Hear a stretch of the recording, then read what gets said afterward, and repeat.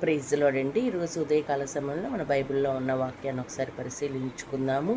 ఇర్మియా 43వ అధ్యాయము 1వ వచనం నుండి. అతడు ప్రజలందరికీ ప్రకటింపవలనని దేవుడైన యెహోవా పంపిన ప్రకారము ఇర్మియా వారి దేవుడగు యెహోవా సెలవిచ్చిన మాటలన్నింటినీ వారికి ప్రకటించి చాలింపగా, హోషేయ కుమారుడైన అజర్యామును కారేహ కుమారుడైన యెహోనామును గర్విష్ఠులందరూ ఇర్మియాతో ఇట్లనిరి, నీవు అబద్ధము పలుకుచున్నావు.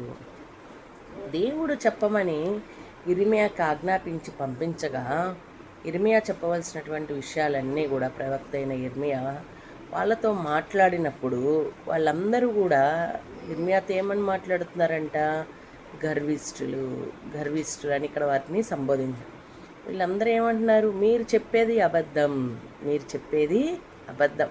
వారన్నీ అబద్ధాలు చెప్తారండి. వాళ్ళు అబద్ధాలు చెప్తున్నారు, అబద్ధాలు పలుకుతున్నారు. మేము దాని నిమిత్తం వెళ్ళలేదు, దీని నిమిత్తం వెళ్ళాం, అక్కడికి వెళ్ళలేదు, ఇక్కడికి వెళ్ళాం, అది చేయలేదు, ఇది చేయలేదు, వారిది కాక మాది కాక వారిదవుతుందా ఏంటి, మేము అంత చేసి ఇంత చేస్తే అని గర్వంగా మాట్లాడేటటువంటి వారి యొక్క నాశనము వారే తెచ్చుకున్నారు.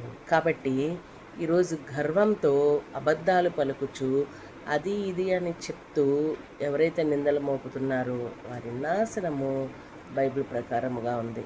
కాబట్టి దేవునిలో మనము తగ్గించుకొని దేవుడి యొక్క మోకాల్లోని గోనెపట్ట కట్టుకొని ఉపవాస దినాలు ప్రకటించుకుంటే మీ మీద రాబోయే ఉగ్రత తగ్గుతుందేమో. ఆలోచించగలుగుతామా? కాబట్టి దేవుని సన్నిధానంలో మనం భయభక్తులతో ఉందాం, ముందుకు నడుచుకుందాం. దేవుని చిత్తానికి మనం అప్పగించి ఊరకుండి చూద్దాం. ఆమేన్. Praise the lord.